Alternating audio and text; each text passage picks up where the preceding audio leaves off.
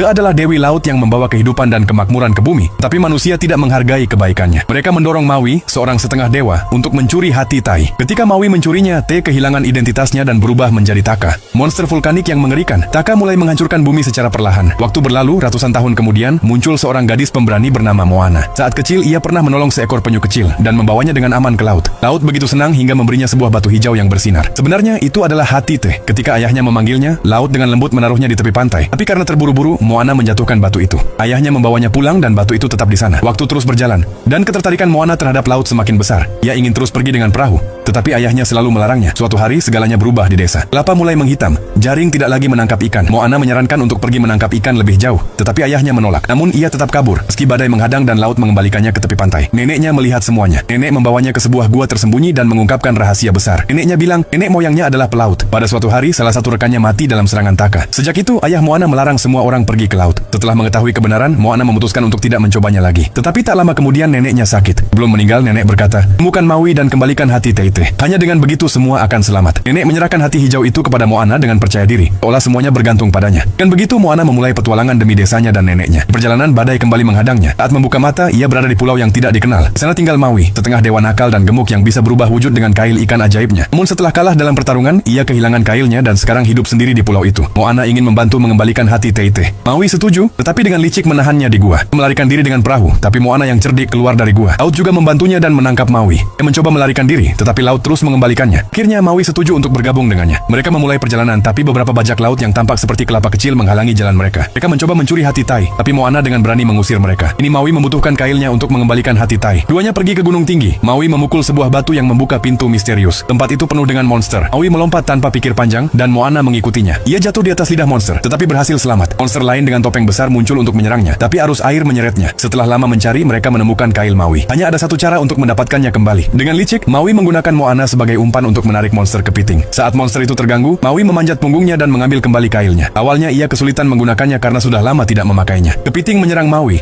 tapi Moana memperlihatkan hati palsu dan mengalihkan perhatiannya. Kepiting mengejar hati palsu sementara Moana mengambil kail asli. Setelah itu mereka melarikan diri di atas air. Mereka tiba di Pulau Dewi Teiti, tetapi Taka sudah ada di sana. Maui berubah menjadi elang, tapi Taka menjatuhkannya ke tanah. Kemudian ia berubah menjadi ikan dan kembali ke perahu dengan kailnya. Tapi Taka menyerang lagi. Setelah pertarungan sengit, kail Maui patah. Ia menerima kekalahan dan pergi. Moana tinggal sendirian. Ia mengembalikan hati Te ke laut. Saat itu muncul roh neneknya dan berkata, jangan menyerah, itu memberimu kekuatan. Moana kembali melompat ke laut dengan hati itu dan berlayar menatap mata Taka. Laut menciptakan kabut untuk menyembunyikannya, tapi Taka berhasil mencapai perahu dan membaliknya. Saat itu Maui kembali dan menghalangi jalan Taka.